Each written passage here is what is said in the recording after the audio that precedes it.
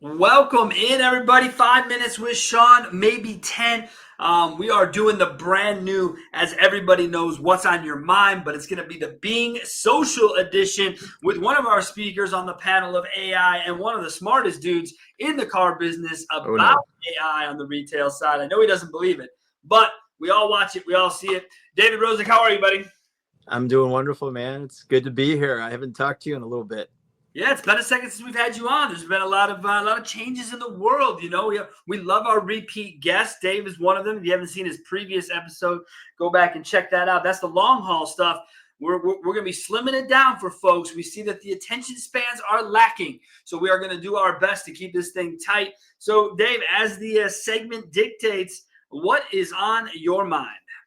So, always AI is on my mind, and the biggest things is how to use AI more efficiently for our BDC staff, our sales staff, for our service people.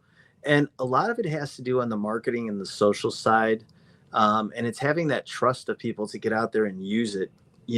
There's some governance issues to think about and security about AI. But if you're not putting sensitive data into a chat GPT or into a perplexity, then there's really nothing to worry about. But you want to kind of figure out, how could I run my specials through social? How can I do my responses? How can I role play with an AI? So many times somebody sends over a lead to us, right? And you get that lead and people rush, just like in conversations. Sometimes we listen just to reply, right? But we don't listen to really listen and solve. And when we're dialing for tasks or just responding for tasks, we need to we need to pause for a second. I know we're on the clock, right? And I get speed is power. But the reality is customers want quality, real, genuine engagements. And a lot of people will fight me on that and go, well, AI, it's an AI, it's a robot, it's not pulling that. You know what? People get burned out on shit. Excuse the language. But the reality is that you have all these people to talk to. And sometimes we want to try to get a lead in, and you're going to email them, you're going to text them, you're going to call them. And sometimes you have to put all those scripts together, whether it be an email template or a text template or a phone script. But it's so easy nowadays to use like one of my GPTs for the BDC and marketing. And you just click on that, and all you do is copy the lead in there without their name. You just put it in there and say, help me generate a response for an email template, as well as a text and a phone script. And then it kind of gives you a flow, and then you tweak it. Okay. You don't have to take whatever it gives you and repeat it. And you don't just rely on one AI either. And the same thing goes with social media and responses. Sometimes we get stuck. A social media conversation on like Messenger can go on for days sometimes, because people log in on their free time and they ask you a question, and you can respond right away and say hello, and you may not hear from that person right away. But once you get an idea of what they're asking, what type of vehicle, you can punch it in and get AI to help you, with these responses. So it doesn't matter where, we just need to start utilizing additional technology to help us get the win.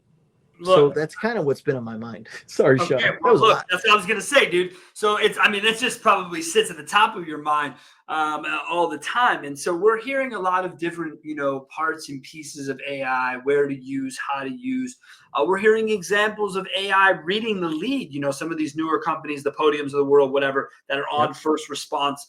They're reading the comment, right? And then, Yep. and to your point with the rushing and the not paying attention, and where people are missing comments every single day. This has been going on for 20 years, okay, Yep. of getting leads. People have not been reading them. It seems as if the AI does read them.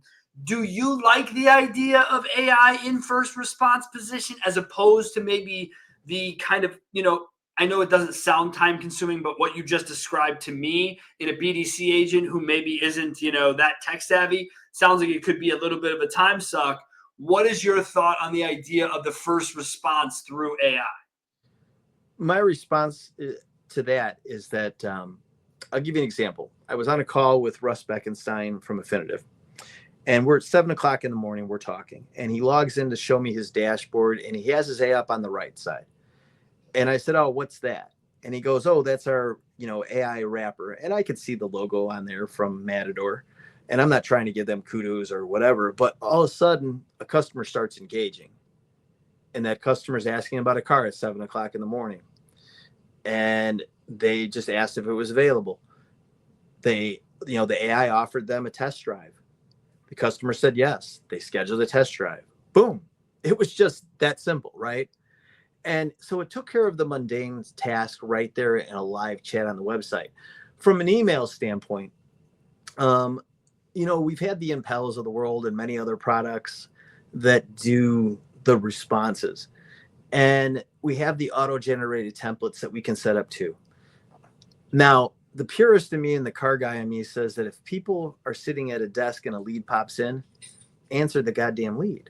Okay, I want to talk to a person. I'd love for a person to be involved in every situation because, the lot, from a salesperson standpoint, which has always been the disconnect between our BDC and people on the lot that are our sales staff. Yeah, right? That's what I would say, right? That's where the BDC in general becomes a little bit hindered by that particular part of the comment, right?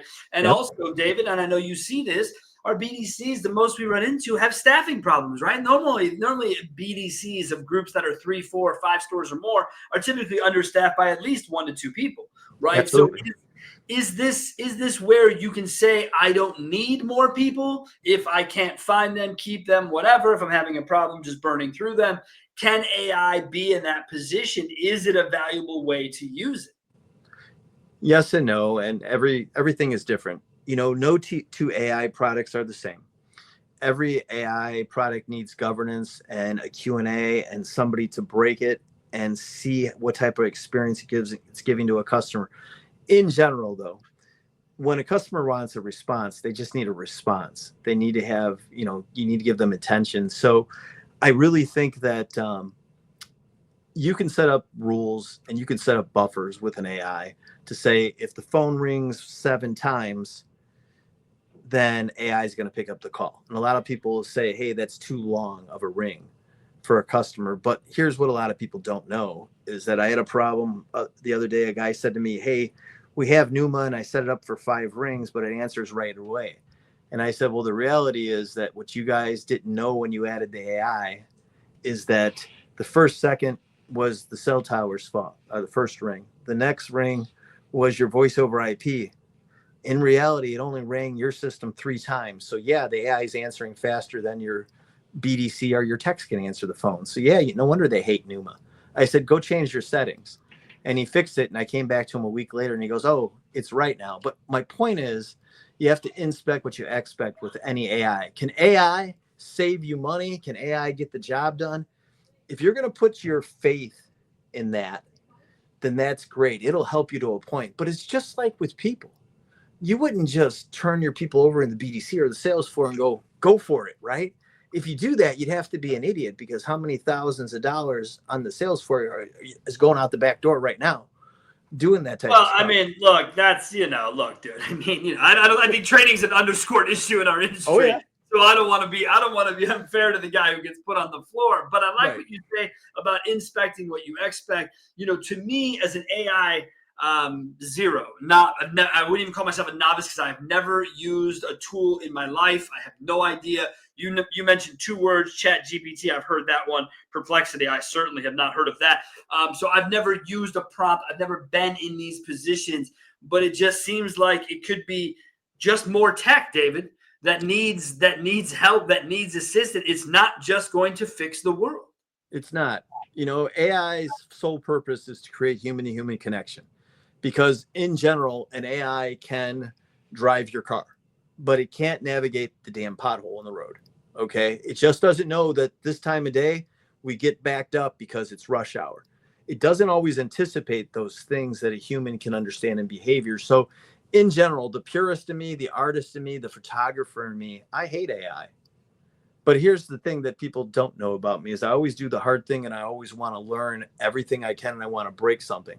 So everybody's like, hey, you've done a lot with these AI companies and you consult with them. Well, that's all great. But I'm not the AI expert. Okay. The bottom line is we have ChatGPT to utilize as a tool. But when everybody says, and I get this, 70% of people say, hey, I've never used AI. Everybody has used AI because the AI that we know today is not really an AI. AI is really workflow bots and automation. It's no different than getting help from Grammarly, maybe, or a chatbot answering something. So we've all used a calculator. So we've all used the basics of technology, and we've graduated to different types of tools that do different things for us. So we've all had experience with an AI, and everybody calls everything AI. But the true AI is really having a super AI that's self-aware, that has kind of behaviors. Now, it can learn from us, but the bottom line is it's still a product and a tool, and it's a software that can make mistakes. In the finance office, have you ever seen that? You go to put something in and something doesn't add up right, and you're trying to figure out, hey, what's it not taxing? Well, maybe it's not taxing the doc fee. Maybe it doesn't know that in this address, that's an extra quarter point difference. Okay, yeah. But then you didn't figure that into your digital retailing, so that customer's walking in the door going, oh no, my payment's off $1, because your digital retailing didn't match what their experience is. So we go back to the same thing of that. You need somebody that looks at data, looks at tech stacks, understands AI, and you just sit back and you get all the stakeholders together, okay, and you say, hey man, let's try this AI tool, and what is it solving and why? Why do we need it? What is it doing? How come? And how is it going to treat our people? And is it aligned? But you do that same stuff with any software we add on. Right. That's what I mean. It feels like that's the next level of software, the next level of what needs it. Yeah, it might make things quicker. It might do things. It might assist, but it's still going to need that love. And you talked about loving to break things, and that's why we're excited, man. We're gonna close this up here. You've been great with your time, and we're making it happen. But that's why we're having you at Being Social, man. We're really looking forward to you bringing that AI, bringing that idea of breaking things.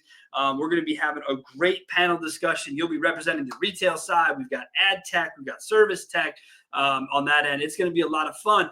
Dave, give people a reason, since you were there last year, speaking this year. Why should folks come and see us all in Madison, man? Oh, my God. You know, talking about the human side with technology, but then all the social media tips and things that I never even thought of, listening to John, listening to just everybody in the room contribute to kind of help with the growth, to kind of talk to you about anywhere from retention to market share. But the social ideas and things and the experiences that everybody was talking about creating, that's what Google is telling you right now, that people want experiences. They want to know you, but they're going to figure that out through social. And all those little tricks and tools and widgets and ideas that come to the table with those group of people. I mean, it was like LinkedIn gold when I went to that. I mean, I sat there and went, oh my God, I did not know this. And everybody's like, but Dave, your wife owns a social media company and you've been doing social media since it started. Yeah. And I said, yeah, but I'm not an expert. I learned something every day. And I don't know. I mean, I had a book of notes when I left there. And I got to be honest, there was a point there where I won a bunch of prizes too. I was there. Yeah, you did win. And I just kept giving them to my in the good old Wisconsin style raffle we do, and we're bringing it back this year. We got even better prizes, even more going on. Dave, man, you have been great with your time. You have been great with supporting the event, man. Your AI knowledge continues to help our industry every single day. We appreciate it. We look forward to seeing you out in Madison, man. And thanks again for all you do. Thank you. Have a wonderful day. Thank you, everybody. That's Dave Rozek. If you don't know him, follow him on LinkedIn. He is the AI machine. He's a real man, though. He's there making it happen. And if you don't have your tickets yet for Being Social, check us out, beingsocialauto.com. Get your tickets today. Thanks a lot. We'll see you next week. Great job, man. Thanks a lot. Thanks, brother. I'll talk to you.